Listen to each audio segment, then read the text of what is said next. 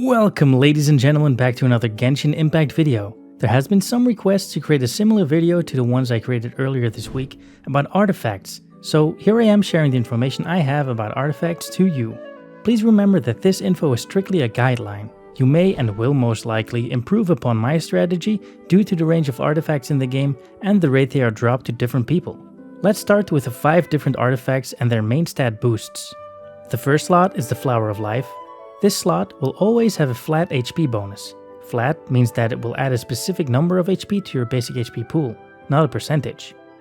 The second slot is a Plume of Death. This slot will always give a flat attack bonus. The third slot is a Sands of Aeon. This slot will add a percentage bonus to either HP, attack, defense, or energy recharge. Next to that, you could also get a flat bonus to Elemental Mastery. The fourth slot is the Goblet of Eonothem.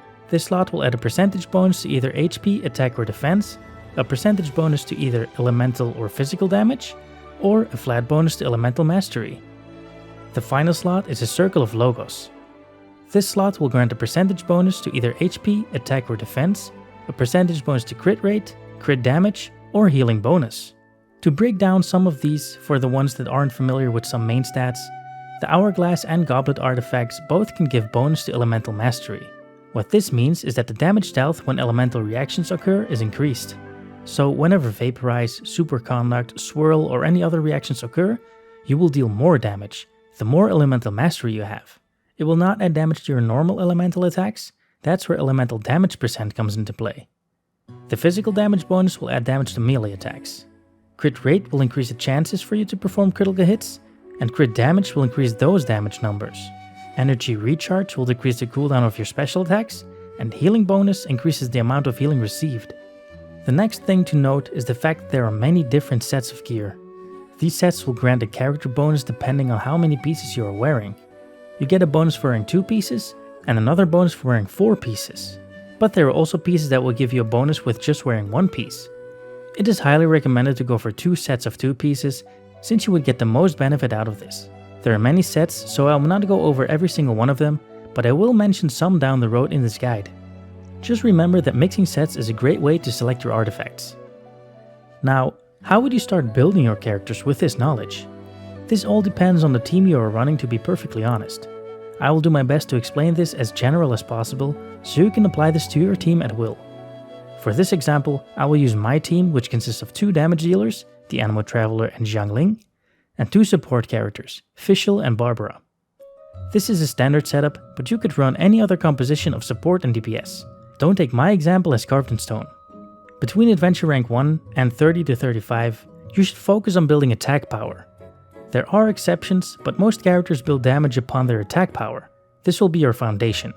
After you've selected your attack artifacts, you can start looking at the secondary stats for adding crit and or elemental damage and stuff like that. But for now, focus on adding more attack to your team. Now, I said there are exceptions. Barbara's skill, for example, scales with her max HP, so for her, you should consider selecting HP artifacts. Just be sure to check your characters for scaling stats to see how you build him or her.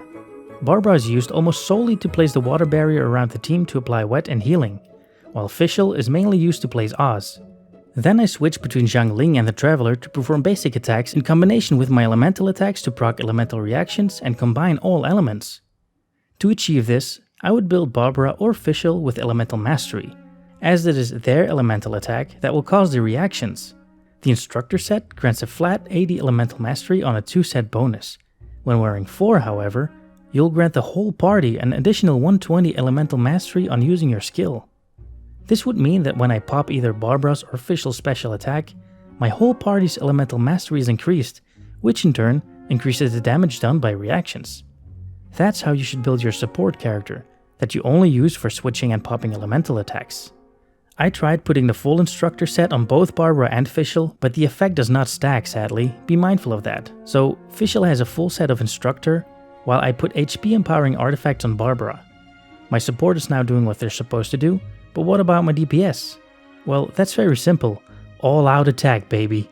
There are many sets that will grant attack bonus plus 18% on a set of 2, or crit rate plus 12%. These are very good to combine with your DPS. You must really focus on how you play with a specific character and then proceed to build on that. Let's say I focus on Xiangling on her spear attacks. I would focus attack, crit, and physical damage down the road, while on my Traveler I would often cast Windblade. Then I would focus attack, crit, and elemental damage boost. I hope I made some kind of sense in this guide, since everyone playing this game has different tastes in characters and setups. It's not easy setting up a specific guide. I hope this guide helped you still. I thank you for watching this video to its completion, you absolute wonderful human being. Leave a like if you enjoyed it, so others might enjoy this guide as well. This was Galaxy Brain Glitchy. Have a good one. Well, let's not break out the joy loom just yet. Try.